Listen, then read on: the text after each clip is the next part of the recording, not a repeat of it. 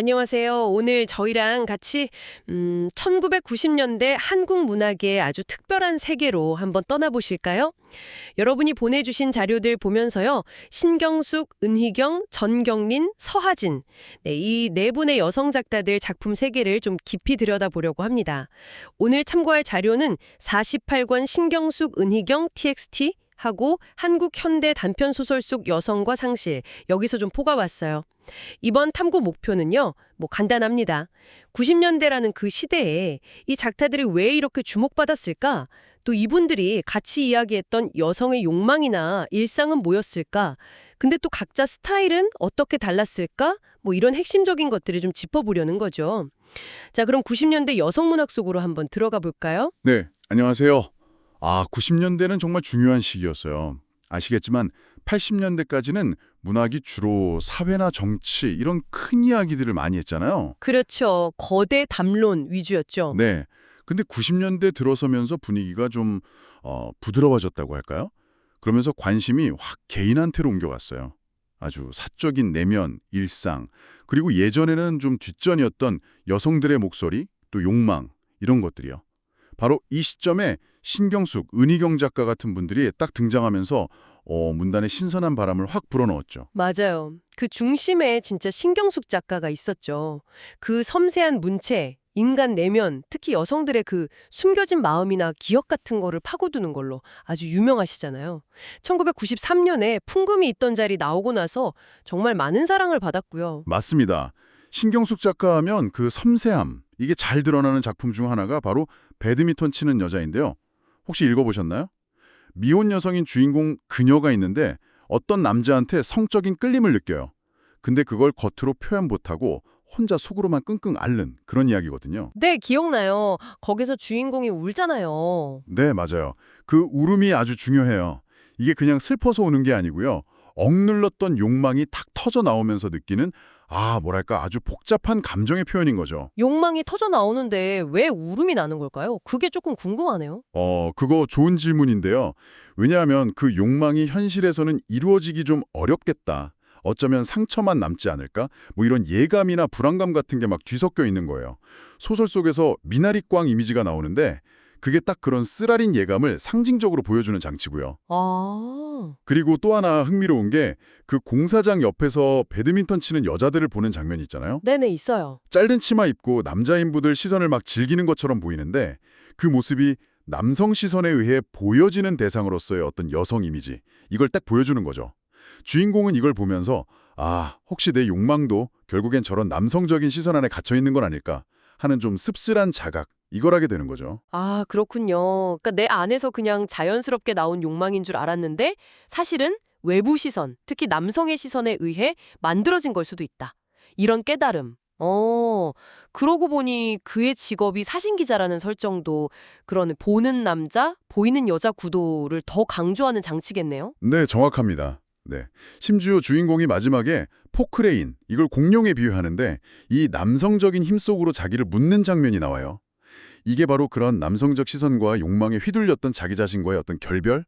아니면 상징적인 매장, 이렇게 해석할 수도 있어요. 아, 깊은 의미가 있네요. 네. 등장인물들을 그녀, 이렇게 익명으로 처리한 것도 이게 특정 개인의 이야기가 아니라 좀 더 보편적인 여성의 경험을 다루고 있다는 걸 보여주는 거고요. 신경숙 작가의 또 다른 작품 부석사는 어때요? 이것도 참 인상 깊었는데 실연한 남녀가 우연히 만나서 부석사로 가잖아요. 근데 결국 도착을 못하고 길을 잃는다는 설정이 독특했어요. 네, 맞아요. 도착하지 못했다는 거, 그게 핵심입니다. 부석사 가보셨어요? 거기 뜬 돌 있잖아요. 아, 네네. 그 유명한 부석. 네. 그 돌이랑 돌 사이가 아주 미세하게 떨어져 있으면서도 균형을 이루고 있잖아요. 이게 꼭 서로에게 상처 주지 않으면서 조화를 이루는 어떤 이상적인 관계, 이걸 상징한다고 볼 수 있거든요. 두 주인공은 그런 관계를 꿈꾸지만 아직 현실에서는 길을 잃고 헤매고 있는 거죠. 하지만 진짜 중요한 건 목적지에 도착했냐 아니냐가 아니에요. 상처 입은 두 사람이 서로의 아픔을 알아보고 함께 길을 나섰다는 거. 즉, 새로운 관계의 가능성을 모색하기 시작했다는 그 점이 중요합니다. 아, 과정 자체가 의미 있다는 거군요. 그렇죠. 마지막에 서로에게서 부석을 느낀다는 묘사가 나오는데 이건 비록 길은 잃었지만 관계의 새로운 가능성을 발견했다는 좀 희망적인 암시로 읽을 수 있죠. 진짜 여행은 이제부터 시작이다. 뭐 이런 느낌? 그렇군요. 신경숙 작가의 섬세함과는 또 다른 결로 서하진 작가는 조금 더 현실적인 제도 안에서의 갈등을 다루는 것 같아요. 1994년에 등단하셨고 주로 중산층 여성의 결혼 생활이나 그 안의 문제들을 아주 간결하게 포착하신다고 들었어요. 맞아요. 서하진 작가 작품 중에는 조매제라는 단편이 그 특징을 잘 보여주는데요. 가부장적인 집안의 종손, 경덕이라는 남자가 주인공이에요. 근데 이 집안이 제사가 너무 복잡해서 결혼도 쉽지가 않은 거죠. 그래서 결국 아버지가 결단을 내려요. 제사를 4대 봉사에서 2대로 확 줄이기로.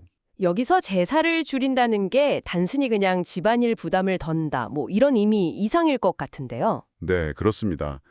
그 경덕이라는 인물이요. 그동안 전통이라는 틀에 딱 갇혀서 굉장히 소극적으로 살아온 사람이거든요. 그런데 이 조매제, 그러니까 조상의 위패를 옮겨 묻는 행위가 단순히 제사를 간소화하는 걸 넘어서는 거예요. 그를 억눌러 왔던 가부장적인 속박에서 벗어나서 이제 스스로 삶의 주인이 되겠다.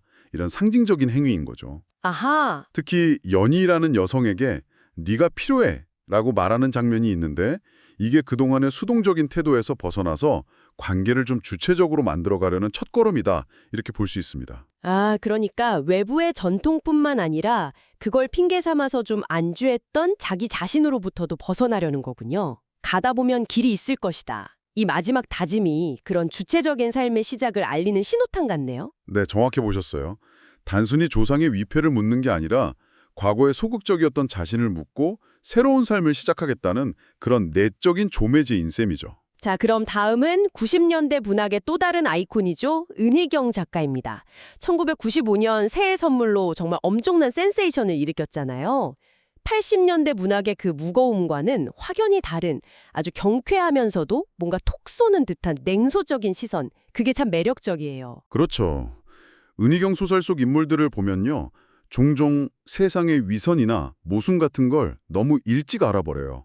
그래서 좀 냉소적이거나 심지어 일부러 좀 못되게 구는 듯한 태도를 보이기도 하고요. 이걸 위약적이라고도 하는데 사실은 이게 뭐랄까 세상의 상처로부터 자기 자신을 보호하려는 일종의 방어막 같은 거예요. 그런 냉소적인 태도가 빈처라는 단편에서도 잘 드러나나요? 결혼 생활 속 여성의 소외를 다룬다고 들었는데요. 네, 빈처는 그 냉소보다는 소외하고 단절, 여기에 좀 더 초점을 맞춘 작품이에요. 아내가 쓴 일기를 남편이 몰래 훔쳐보면서 이야기가 진행되는데 남편은 아내가 외로워했다는 사실조차 전혀 모르고 있었던 거죠. 나는 그녀가 그런 것을 몰랐다는 남편의 독백이 계속 반복되거든요. 아, 이게 바로 남성 중심적인 가정 안에서 아내의 내면이 얼마나 쉽게 무시당하는지 그걸 보여주는 거죠. 그럼 아내가 일기에 자신을 독신이라고 쓰거나 뭐 애인이 있다고 허구를 적는 건 어떤 의미일까요? 그건 일종의 상상적인 탈출구라고 볼 수 있어요. 답답한 현실에서 벗어나고 싶은 마음의 표현이기도 하고 또 고립된 시간을 견디는 방법이기도 하고요. 동시에 남편이 우연히 발견하게 되는 상황 설정을 보면 어쩌면 이건 아내가 무의식적으로 보낸 어떤 소통의 신호는 아니었을까 하는 그런 해석의 여지도 남겨두죠. 아, 의도된 우연일 수도 있다. 그렇죠. 결과적으로 이 일기가 단절됐던 부부 사이에 다리를 놓는 그런 매개체 역할을 하게 되는 셈이에요. 그리고 흥미로운 건 같은 제목의 현진권 소설 빈처 있잖아요. 그게 1930년대에 경제적 빈곤을 그렸다면 은희경의 빈처는 현대 부부의 정서적 빈곤 이걸 다룬다는 점이죠. 와, 시대는 달라졌지만 빈곤의 의미가 이렇게 새롭게 해석될 수도 있군요. 은희경 작가의 또 다른 작품? 누가 꽃피는 봄날 리기다 소나무, 숲에 덫을 놓았을까? 제목부터가 심상치 않은데요. 모범생으로 자랐지만 진정한 관계를 맺지 못하는 주인공 소라 이야기라고요. 네, 맞아요. 이 소라의 문제가요. 남을 배려할 줄 몰라서가 아니에요. 그보다는 어릴 때부터 너무 남의 시선에 맞춰서 완벽하게 행동하도록 길들여진 결과죠. 부모님, 선생님, 사회가 기대하는 모습대로만 살다 보니까 정작 자기 자신의 욕망은 표현할 줄 모르게 된 거예요. 말 그대로 타인의 시선이라는 덫에 걸린 셈입니다. 아, 그래서 제목에 덫이 들어갔군요. 그럼 리기다 소나무는 소라를 상징하는 건가요? 네, 그렇다고 볼 수 있어요. 리기다 소나무가 척박한 땅에서도 잘 자라지만 때로는 외부 압력 때문에 좀 기형적으로 휘어지기도 하거든요. 네. 이게 바로 타인의 기대 속에서 좀 비뚤어진 채 성장한 소라의 모습하고 닮았죠. 은희경 소설에 종종 이런 성장하지 못하는 인물 유형이 등장하는데 세상을 너무 빨리 알아버리고 냉소적인 태도로 변화를 거부하는 현대인의 어떤 허무함, 이런 걸 보여주는 것 같기도 해요. 작가는 이걸 소라 개인의 문제라기보다는 그녀를 그렇게 만든 억압적인 환경이나 교육 방식에 대해서 질문을 던지고 있는 것 같아요. 자, 이제 마지막 작가입니다. 전경린 작가. 1995년에 등단하셨고 앞서 이야기 나눈 작가들과는 또 다른 아주 강렬함이 특징이죠. 특히 여성의 억압된 욕망, 때로는 좀 파괴적이기까지 한 그런 욕망을 굉장히 인상적인 이미지로 그려내시는 걸로 유명합니다. 네, 맞아요. 정경린 작가의 소설에서 여성의 욕망은 종종 낭만적인 사랑 이런 거라기보다는 억압적인 현실에 대한 저항 혹은 좀 불온한 에너지 이런 걸로 나타나요. 앞마당이 있는 가게집 풍경이라는 작품을 보면 그런 특징이 잘 드러나는데요. 70년대 소도시를 배경으로 어린 딸 이내의 시선으로 가족 이야기를 풀어나갑니다. 여기서 엄마는 바람기 있는 남편을 붙잡으려고 계속 임신을 해요. 아휴, 딸의 눈에는 그런 엄마의 모습이 어떻게 보였을까요? 처음에는 좀 촌스럽고 어리석어 보였겠죠, 당연히. 하지만 나중에는 깨닫게 돼요. 그게 남성 중심 사회에서 다른 매력이나 힘이 없는 여성이 남편이라는 존재를 자기 곁에 두기 위해서 선택할 수밖에 없었던 아주 절박한 생존 방식이었다는 것을요. 작가는 이걸 막 비판한다기보다는 그런 시대를 살아내야 했던 여성들의 어떤 쓸쓸한 현실로 담담하게 그려내는 편이에요. 그렇군요. 그러면서 딸들이 나는 절대로 엄과처럼 살지 않겠다고, 차달이 마녀가 되겠다고 다짐하는 장면이 나오는데 이게 아주 중요합니다. 천사가 아니라 마녀가 되겠다. 와, 이거 굉장히 파격적인데요. 어떤 의미일까요? 네. 전통사회가 여성에게 강요했던 그 희생하고 인내하는 천사 이미지 있잖아요. 그걸 거부하겠다는 선언이에요. 사회적으로 손가락질을 받을지언정 내 욕망에 솔직하고 주체적인 삶을 살겠다, 이런 거죠. 마녀라는 게 사실 억압적인 질서에 순응하지 않는 여성에게 붙여지는 낙인이기도 하지만 동시에 억눌렸던 생명력이나 해방의 에너지를 상징하기도 하거든요. 아, 역설적인 의미가 있군요. 네, 소설 속에서 뱀대가리 같은 좀 부정적인 이미지로 묘사되기도 하는데 오히려 그게 여성 내면의 억눌린 힘을 더 강하게 드러내는 장치죠. 엄마처럼 살 바에야 마녀가 되겠다는 그 다짐은 결국 내 삶의 주인은 내가 되겠다는 아주 강력한 의지의 표현인 거예요. 와, 이렇게 네 분의 작가 이야기를 쭉 듣고 보니 90년대라는 그 시대 안에서 여성의 내면, 욕망, 일상의 균열 같은 공통된 주제를 다루면서도 정말 각자의 색깔이 너무나 뚜렷했네요. 신경숙 작가의 그 서정성, 서하진 작가의 절제미, 은희경 작가의 냉수와 위트, 또 전경린 작가의 강렬함까지. 와. 맞습니다.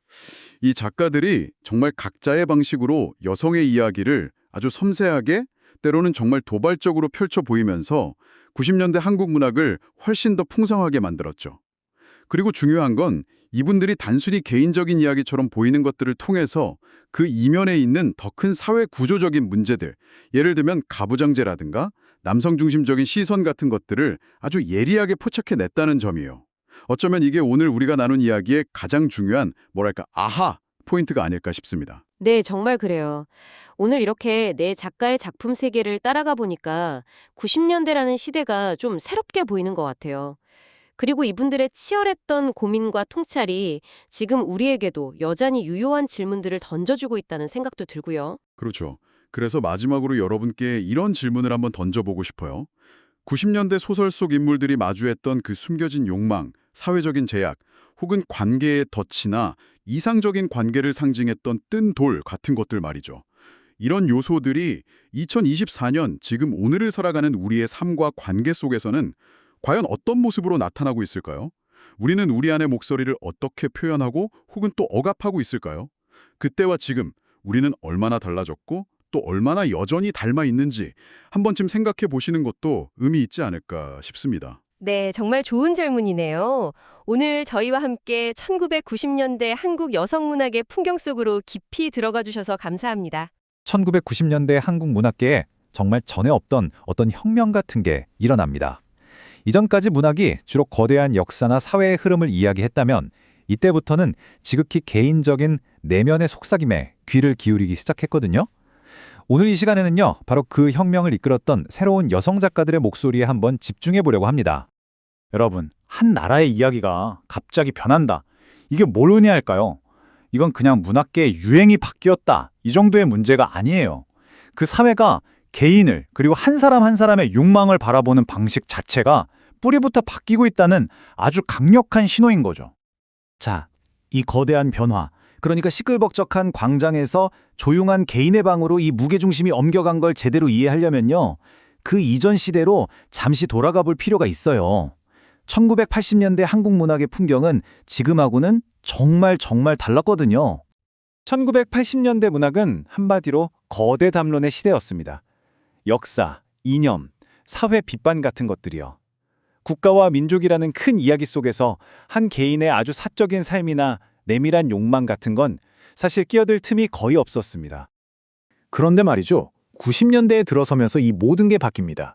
대체 무엇이 이런 극적인 변화를 만들어낸 걸까요? 80년대와 90년대의 차이는 정말 극명하죠. 보세요. 거대 담론, 정치투쟁, 집단 정체성 같은 단어들이 불과 10년 만에 일상, 내면, 개인의 욕망으로 완전히 대체된 거예요. 이건 말 그대로 문학의 카메라가 사회 전체를 비추던 와이드샷에서 한 개인의 얼굴을 아주 깊숙이 들여다보는 클로즈업으로 확 바뀐 거나 마찬가지입니다. 물론 이런 변화가 갑자기 하늘에서 뚝 떨어진 건 아니었어요. 그 배경에는 아주 거대한 사회적 격변이 있었습니다. 80년대 후반 민주화가 이루어지면서 사회를 짓누르던 무거운 정치적 억압이 사라졌고요. 덕분에 문학도 드디어 투쟁이나 구호 같은 것에서 벗어나서 개인의 삶이라는 아주 미시적인 세계로 눈을 돌릴 자유를 얻게 된 거죠. 그리고 바로 이 새롭게 열린 문학의 공간, 그 한가운데에 이전과는 전혀 다른 이야기를 들고 나타난 여성 작가들이 있었습니다. 바로 신경숙, 은희경, 전경린, 서하진 같은 작가들입니다. 이분들이야말로 90년대 문학의 새로운 지평을 연 선구자들이었죠. 이들의 무기는 놀라울 정도로 비슷하면서도 또 아주 강력했어요.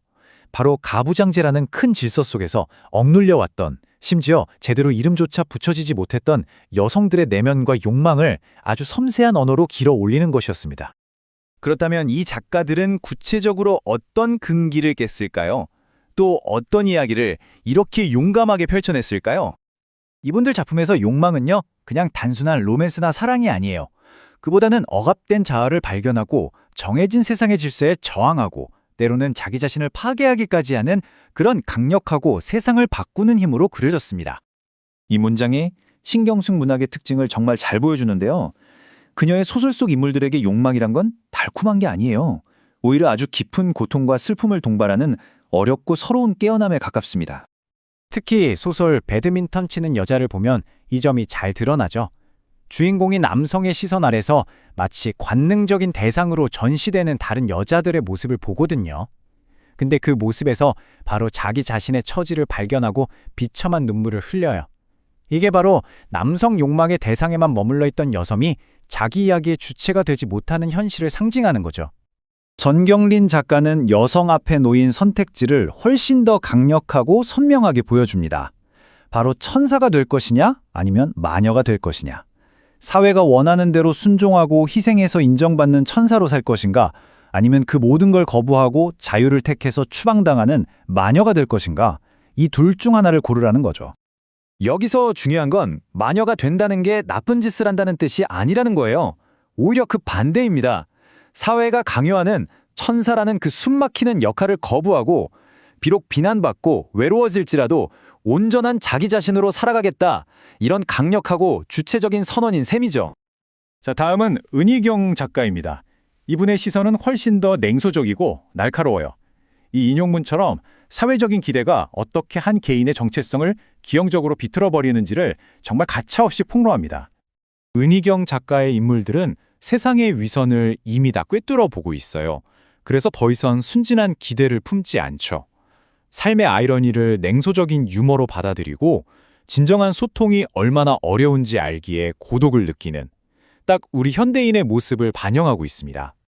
마지막으로 서하진 작가는 우리의 시선을 겉보기에 가장 평온해 보이는 곳, 바로 중산층의 일상으로 데려갑니다.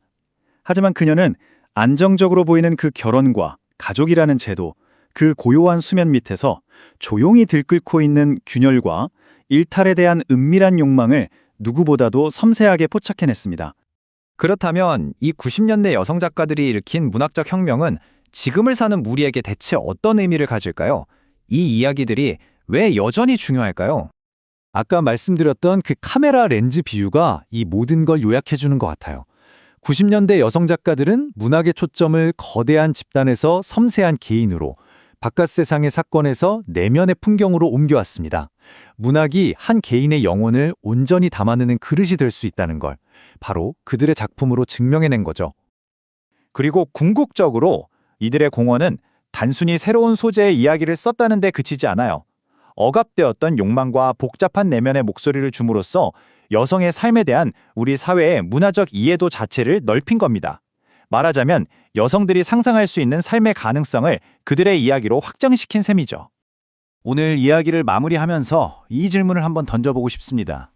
우리가 스스로에게 그리고 서로에게 들려주는 이야기는 우리가 실제로 살아갈 수 있는 삶의 모습을 어떻게 만들어갈까요? 90년대 한국 문학의 이 거대한 전환은 이야기가 정말로 세상을 바꾸는 힘을 가지고 있다는 걸 우리에게 보여줍니다.